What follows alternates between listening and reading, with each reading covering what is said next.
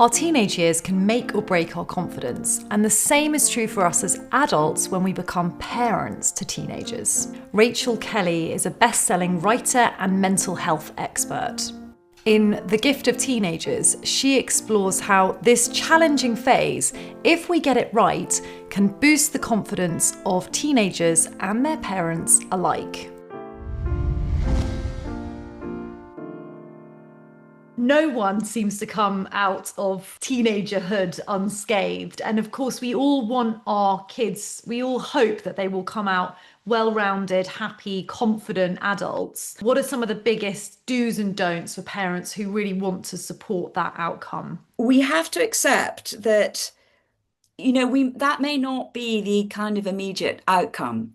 And I almost feel we're asking the wrong question. It's almost like we put so much pressure on ourselves that we've got to produce these kind of happy, healthy, resilient children. One of the things I learned in the research is about sort of allowing those desires and being with them and honoring them. And God, don't I understand that? And there's always this comment, you're only as happy as your happiest child, which I absolutely hate. Um, Why do you hate it? we just can't always control what's going to happen to our children. And it's just a kind of muddled thinking that this idea that, if we wish it enough, we're going to produce these lovely, happy, resilient children. There will be times when your children are really unhappy. And actually, going one step further, that maybe at that point that they're finding life really difficult, sometimes jumping in and thinking that we can rescue them and sort of making them inadvertently, because nobody wants to feel we're doing this, but sort of making them into the victim and that we're going to jump in and that we're the kind of knights in shining armor. What's the female of a knight? I don't know. Knightesses in shining armor. And that we're going to swoop in and we're going to be able to make them happy. And actually turning it around and that, maybe it's not always a bad thing. Bumpy roads, reframing things. So stumbling blocks can be stepping stones. And I think sort of stepping back and taking some of the pressure off Yeah. and sort of allowing and being. And it's really, really hard Yeah. because, we think we're in control, but self-evidently we're not. So it's quite a big mind shift. Yeah. And what I'm hearing is it's almost about, as a teenager, it's a process of becoming, isn't it? Yes. And you can't expect them to be there. Putting the pressure on them to be happy, I totally agree, is Yes. unreasonable and it's too much pressure.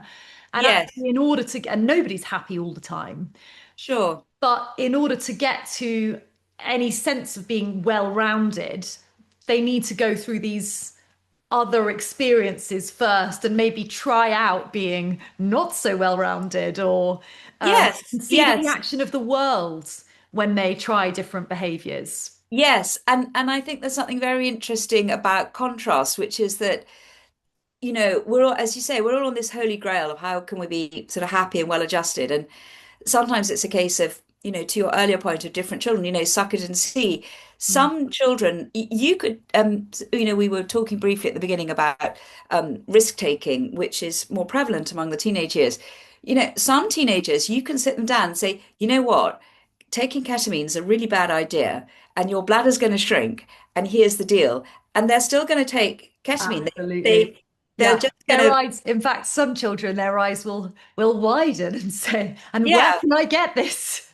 Exactly. Yeah. And of course, we're always drawn to the things that we're told we're not Yeah. supposed to do. So we then get to the questions, how do we best support them and be alongside them as they Yeah. go on their own journey, allowing for the fact that they're not always going to be happy, they will make mistakes, but how can we be this sort of supportive presence alongside? And I think that there's a wonderful poem by American Lebanese poet called Khalil Gibran, and it's about raising children, and it talks about being the bow that is stable from which the arrow shoots forth.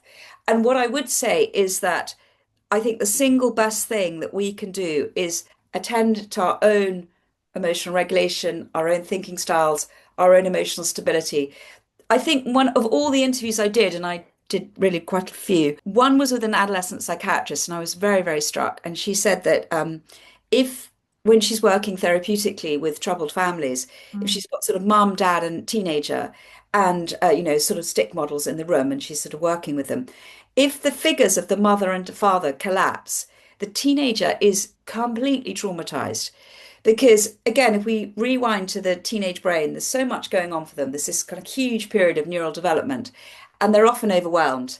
And they are learning to deal with these great emotional surges, just as we are, and we Yeah. can still be hijacked, whatever age. But they need us to be stable and they need us to be steady. So the way the book is structured is the first sort of third or so is okay, let's get your house in order first, so that in this supportive connection where we're building this relationship, which is the gift, you can be as kind of calm and as stable yourself. And I think talking to lots of parents, there is this sort of almost epidemic of worry among parents. And it's almost become a kind of badge of honor at the school gates. Yeah. How worried am I? Oh, well, Yeah. I'm all worried. And I get it. I'm the queen warrior. And it's almost like when we worry, it's like we're doing something. Yes, and when we're worrying on their behalf, they don't need to worry. So Yes.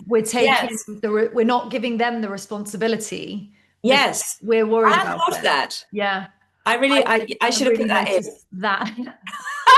Reprint. I Yeah. really noticed that with my own children. If I let them get Yes. on with it, they say, "Oh, I haven't done my homework at 6 o'clock on a Sunday." But Yeah. if I say, "Have you done your homework?" it won't get done. I mean, that's a Yes. minor example, but yeah. So the No, do the whole thing of it's so interesting. I think the best way that whole thing of trying to kind of force things. Mm, I'll give you an example. So this was a big thing for me, which was sort of cooking supper. hmm. So you know, and with a large family, everybody's got different food choices, and that's a whole another area with, one wants vegan and one wants this, wants that. And trying to be this sort of perfect mother, creating all these different dishes, and you shout upstairs and you say dinner, and nobody comes, and then you shout again and you say dinner. And by this stage, and by the way, there was some lovely, interesting research about how teenagers particularly tune out any shouting. Yeah, For them, it's a threat, and so yeah. they, Okay, that's interesting. yeah. Anyway, so look, having kind of tried to sort of change myself, kind of wounded healer, which is, I suppose, why I'm always interested in these things, is trying to Yeah. figure it out myself. But I changed, so I decided, okay, I'm going to cook pretty much what I want, Yeah. and just one dish, and maybe some salad or whatever, and I'm going to call once for supper, and then I'm energetically going to change. And back to that idea of desire, but not forcing outcomes. I am then going to sit down with my copy of Hello and I'm just going to quietly start. And of course, the first few times, nobody knew what earth was going on. Mm. But then people started showing up for dinner. And if you ever heard of a teenager who's not hungry, actually, they are going to eat. And it was just a really different dynamic. And it You wasn't chilled. Yeah, it wasn't really anything I'd said. It was just Mm. energetically, Mm. I was just stepping away from this kind of power struggle, which you're kind of going to lose. Yes, and you're training them. If you're calling for dinner, you're training them. I'm going to call and call and call until you come. But if Yes, you make the food, it's there on the table, and you call once, you're training them. This is what you can expect. yes, I yes, love this. So yes, the do's and the don'ts I'm hearing, it's very attractive. So it's don't put any pressure on your child to be anything other than themselves and who they are in the moment. And yeah. do take care of yourself, whatever that looks like, even, especially if it's reading a copy of Hello magazine and making your favorite dinner. Well, it is. I mean, it does sound really easy, but I mean, it did take me about 15 years to get there. To I mean, crack it. I don't want to give this impression that I kind of, yeah. Look, I mean, it is an easier way to be. And what's interesting is this idea that it's almost like we demonize looking after ourselves. Even the word selfish has got such a bad vibe. But that idea that, self-care is actually enables you to be more present and are there Yes. to connect and build this relationship. So it's actually kind of gets you there in a very different kind of way. Yes. My daughter said something to me very telling the other day. She's 9. She said this when she was 8, and I couldn't believe it. Stopped me in my tracks. I spoke to her harshly, and she turned to me and she said, "How would you feel when I have children if you heard me speaking to them like that? You'd Wow. know where I Oh my learnt goodness. it. Right. You'd know where I learnt it." And I thought, oh my gosh. But it's so Yeah. true. If you can just take yourself out of the moment for a second and think into the future and think about the parent your child needs. Yes. Yes. Yeah, That's lovely, actually. I think that came up quite a lot, thinking about single parents right. and divorced parents. It's just to sort of think, because which is sort of half of the sort of family structure in the UK. So it's hugely relevant. And just thinking, what message do you want to give your Yeah. children about what a relationship looks like, and can you find a way to sort of navigate which gives them that kind of imprint? And it's tricky again because you sort of overly pressurizing, but you can find very practical strategies, like to your point, even really simple things like take yourself out of it, strike when the iron's cold. Mm. Even just one of the things I found most helpful is like a kind of series of questions to yourself Yeah. when What can you ask there's yourself? this phrase like I don't know if you've come across this phrase like shark music, like what's your shark music, when like in Jaws, like na na na na, When do you know? How do you know that and you things are, see that you've got some strong emotion, and it may be exactly to your point, something that happened to you when you were a child, and yeah, you reverted to being a 3-year old, or you felt that you weren't listened. And yes. yeah, I mean, my first words, I'm kind of embarrassed to share this with you, was "May I speak?" So I think my whole life has been this kind of effort to kind of sort of be listened to, And and this is why it's you've kind of written so many embarrassing books. actually. You became a journalist. In a Yeah. way, a Okay. communicator. That's a great thing to be, but I want to be being it without that kind of neediness. It's just because it's from a calm place that I've got good things to share and I want to share them. Yeah. So it's sort of like that might be my shark music, like teenagers not listening to me. Yes. Yes, exactly. And then I think, okay, I know that story. And I that's yours. flare. I That's not really theirs. flare. That's And it's yours. my Yeah. stuff. And so practical things. And so really practical thing, which parents seem to find helpful, is like ask yourself some questions. So Hmm. like, what do I need in this moment to Yeah. get back to feeling regulated, not kind of thinking in a catastrophic way? Yeah.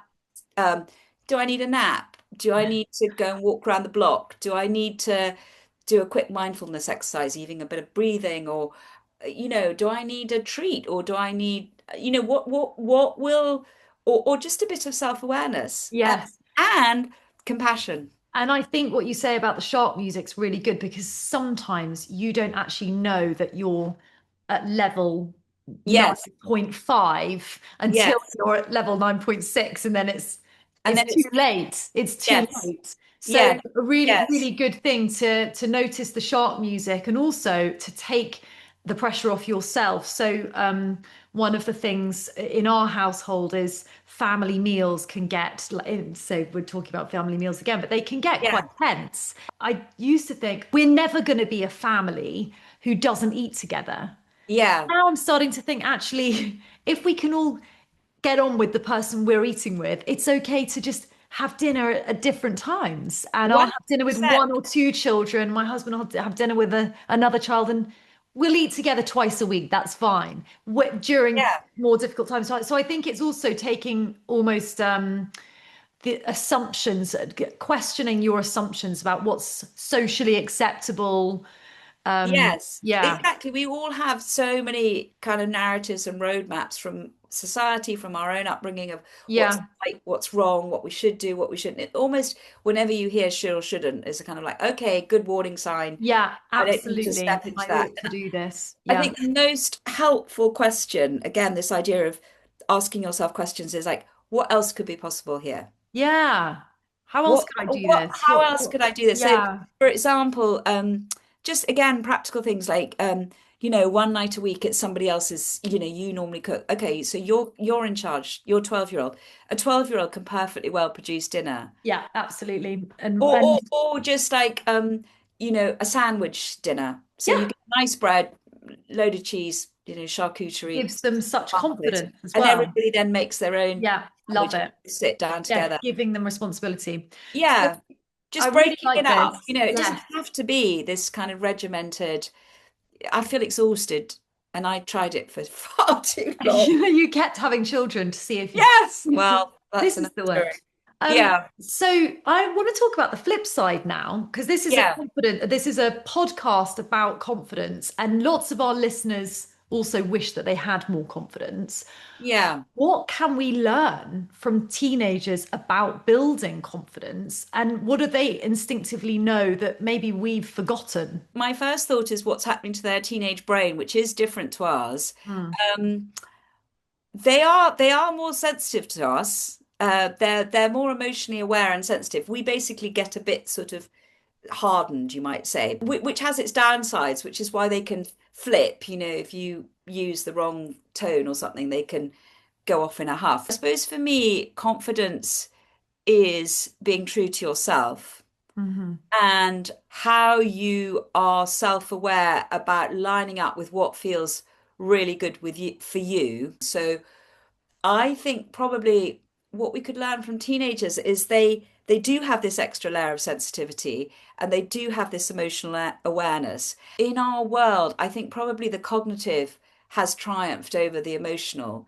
in the sense that we are very much about functioning and thinking. What I learnt through this whole process was probably to be more in touch with feelings and to allow them and to use them as a sort of GPS and not to be frightened of them. But feelings can be a very useful guidance to where you feel good at their best when they're in that very sensitive emotional thing. That heightened emotional awareness is there for them. And we do sometimes lose it as adults Yeah. because feelings are thought to be frightening and we panic and we'd rather think. Lovely. So it's about if we were to translate that into something that just something practical to help somebody almost get back to their inner teenager, which probably feels like Yes. It maybe the sounds most again frightening very, thing ever. But yeah. there are elements of teenagerhood that are really important, and one of those is that raw emotion that when you Yes. tap into it, it tells you who you really are Yes. and what makes you you. Learning to trust your instincts and what you really feel. Yeah. And it might not, fit with wider narratives and actually one thing that seems to be happening is that the teenage world is genuinely very different to ours. I mean, Yeah. that's probably true of every generation. To your earlier point, how quickly things are shifting. But in some ways, it's radical learning how young people see the world. And I've had to really learn a lot in some of their views and understandings of things like gender identity and sexuality. And if we can adopt some of their curiosity about looking at life differently, that's another big thing happening through adolescence is this because of all this neural development, there's this kind of huge curiosity if you can harness it, and habits that are made when you're a teenager will sort of Yeah. stick with you. Yeah. So And it's maybe confidence and curiosity as well have got something going on, which is that if you can allow your curiosity, that sort of can lead to your confidence because you might be really interested in model railways and maybe that sounds weird and nobody else is trusting what you're truly interested in. I mean, yeah. I'm really interested in all this stuff. Yes. And I quite often meet people and, I've talked quite openly about some of my mental health struggles and people say things like, well, why don't you just go for a run? Okay. And it's okay. They're just not interested. Yeah. But certainly when I first started talking about mental health, that was thought to be, so that was 2014. So that was thought to be kind of quite radical in some ways. But it was true to what I was really interested in. Mm. And maybe that's to do with confidence, which is following your true curiosities and desires. Yeah. Often the things that we end up doing in life, there's a kernel of that. It's rarely what we dreamed of being when we were 10, 11 Yes, years old, but there's a kernel of it in there. Is yes. I'd love to talk to you about attachment styles because you mention the concept in your book, and I am so interested in how attachment theory is linked to confidence. For Yes. anyone who's not familiar with attachment styles, would you mind giving a quick overview of attachment theory? Yes, we want a secure attachment style when we're young. So that feels like when we were small children, our parents were responsive to our needs and we felt heard and communicated with. And that's the sort of ideal. And then everything else to do with attachment is when that didn't happen in varying degrees to completely sort of insecure attachment styles. Yeah. Um, So we I all, think, there are lots of different, yes, I mean, like, how many sometimes styles are there? Four, well, six, yes, or, I mean, and then the sometimes people mixes. say there are three, sometimes people say there are 16. Can we Um, just name two or three so people listening might be able to see themselves in it? There's anxious, isn't there? There's an yes, this, anxious, avoidant, preoccupied. I'm not going to be able to name them all, but all yes. the different styles relate to how you respond to your caregiver, but then later how you respond to other people. So the idea being exactly that we learn our first relationship style in our early years with our parents, Mm, and then we transfer that much later, particularly to our partner. So, for example, if you had an anxious attachment style, you need praise, you need job success, you need a string of A stars, you need an outward series of people to say you're okay. And that would be associated with an anxious attachment style. Whereas if you felt more securely attached, one of the ideas is you have more intrinsic motivation. So you're curious to our earlier discussion, mm, you're open, you're motivated by what feels good to you. You don't worry about what other people think so much. So I am anxiously attached. It plays out with my relationship with my husband that I'm very needy for praise and approval and validation. So, and it plays out with the children. So, for example, I used to say, love you when I put them to bed. And then if they mm. don't say love you back, I say, like, where's my love you? I need you to say love you.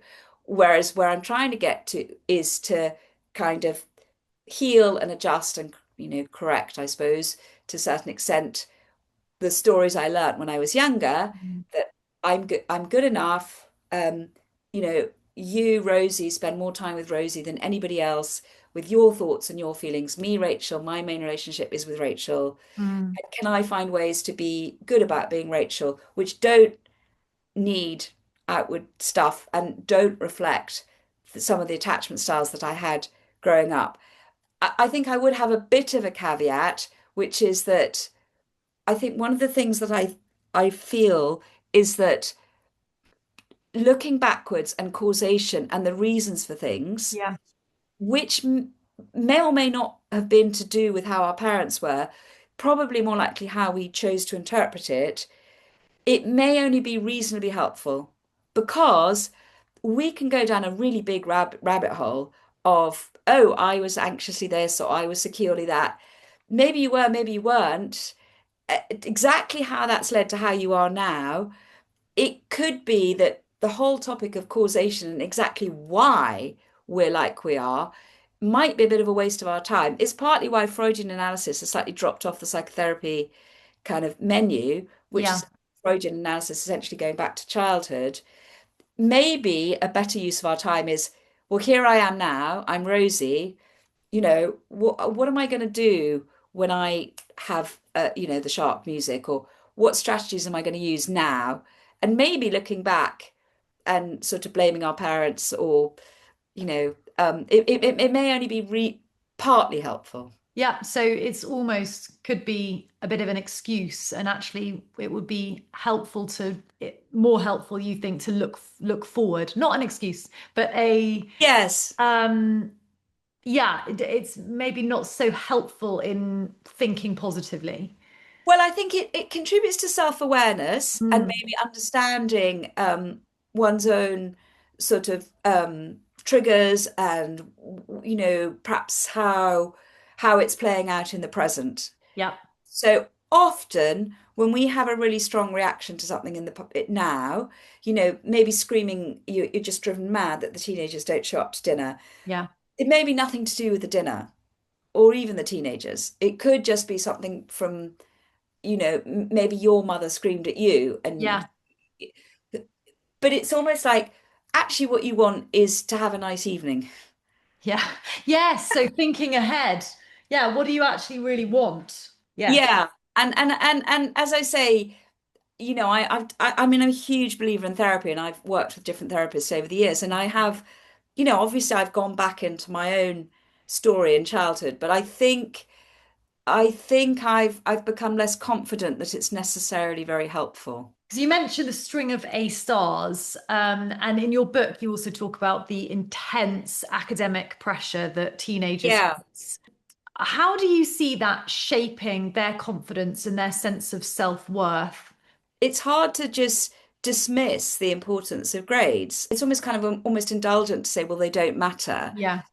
Especially, from a middle class household where there may be other routes to sort of adult success. But it's true that school tests a very narrow range of abilities, and academic success is one currency, and we can't deny it. But a lot of gifts are not necessarily reflected in being able to pass exams. All we can really do as parents is try and give our children that kind of broader perspective that there are other gifts that we can have which are not Mhm. necessarily reflected in a very narrow academic system.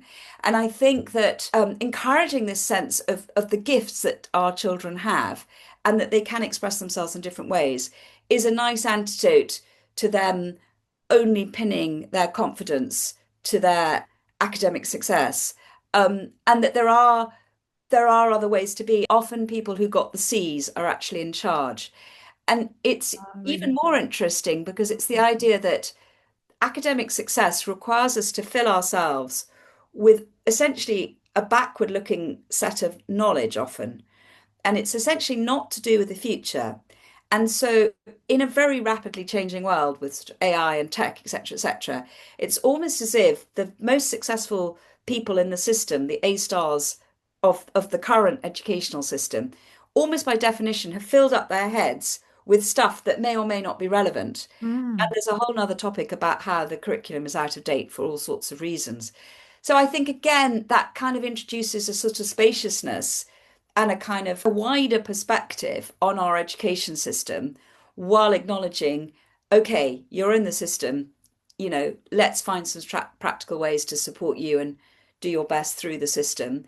But hold in mind a kind of wider view of the world. What's really interesting is a lot of people come to me in their mid 30s, 40s, even 50s, needing to unpick some of the habits, Yes. beliefs that they formed about themselves during that adolescent exam-driven phase. Things like Yes. perfectionism, comparison, fear of failure. What can parents do now to prevent those patterns? Or Yes. if we're too late for that and we're adults listening to this podcast, and we're reparenting ourselves, what might Yes. what might that healing look like? Well, I think your awareness, I mean, Mm, talking to someone like you who can sort of name some processes or what might be going on, and mhm, just building awareness of, what narratives you absorbed, and you're not the same person now, and just because maybe that fitted the need then, it doesn't necessarily need that you have to stick with that story now. mhm. I think one thing I think is a very helpful sort of overall kind of healing thing is sort of stepping away from judgment more broadly. Yeah. So I think a lot of the pain I myself have felt, and perhaps working through it and unpicking some of these things, is stepping away from it was right or wrong. It was just what our brains were doing. We were trying our best at that time to sort of manage, which may have been challenging in all sorts of ways. And it's sort of like it's sort of not judging ourselves so harshly for having these stories. I went to St Paul's Girls' School, and then I went to Oxford, and then I collected up load of brand names like the Times, and I worked at Vogue, and I was a sort of classic kind of tick box type of thing. And then I completely crashed and I was ill for years and had to totally sort of reframe. And I suppose what I would say is holding on to compassion through that whole process, Mhm. which is, you know, it's painful being frightened of failure. It's painful, and it's hard. It's hard to be this person who feels they're not good enough, and Yeah. just sort of finding that compassion for yourself, holding that in mind as you sort of work through and think, okay, give myself a big hug. Yes. And as you're talking, I'm thinking something else that's really important for our teenagers and for ourselves is talking to different types of people and seeing different types of success. So Yes. all of those brand names you mentioned, the schools that you went to, the grades that we aspire to get. Maybe it's also about, as parents, introducing our teenagers to eccentric people who do unusual jobs or who live in, places that they might not have expected, so that they're exposed to those kind of those, One those different 100%. avenues. Yeah. 100%. The more you can introduce a kind of variety and a mixture, Mm. which allows teenagers to think, well, just because my father works at Freshfields or my mother worked at the Times, um, actually there's other ways of being and doing. I mean, I think in some ways my own teachers' children were quite lucky, but because my life completely crashed, they they think, okay, well, that's what mum did, but actually look what happened there. And actually I have to watch it, because even though I have this completely different life, I can go back into the anxious Mm. striving, and I can be back to being the 16-year-old Paulina. Mm. And it's like even like I have to watch it all the time, because it's there, but finding compassion for that 16-year-old. I feel exhausted just thinking about her, actually. Me too. Me too. Yeah. Yeah. Oh, those poor teenagers. Okay, Yeah. so final question. If Yeah. someone gets in touch with you in, let's say, 6 months, or maybe this has already happened, and says to you, do you know, I've done something differently, since Yes. reading your book, what's the one thing that you would love them to have taken away and changed about their approach? I think it's just thinking, can I reframe this period? There's really interesting research about expectations. It's called the Pygmalion effect. It's this idea that what we expect is much more likely to happen. So if we have high expectations, for example, of our teenagers around risk-taking behavior, drinks and drugs, they're much more likely to take sensible decisions.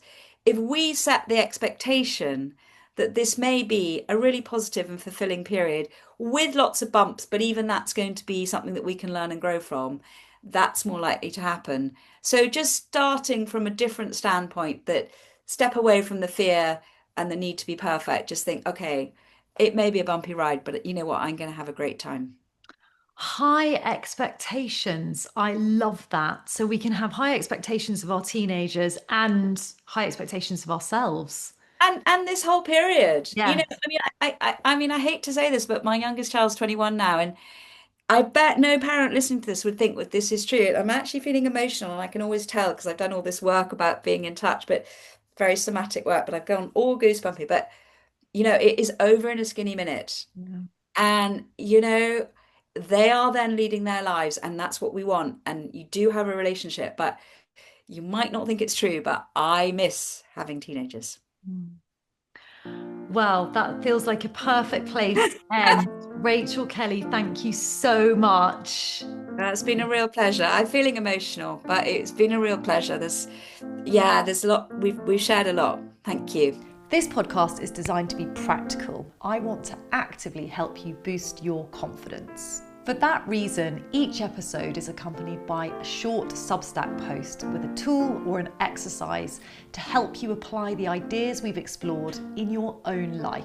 You can find those by subscribing to In Confidence on Substack. And if you have a question for me or a comment on one of the episodes, or you just want to say hi, you can email dearinconfidence@gmail.com, or you can WhatsApp 07377 231025. That's all from me. See you next time.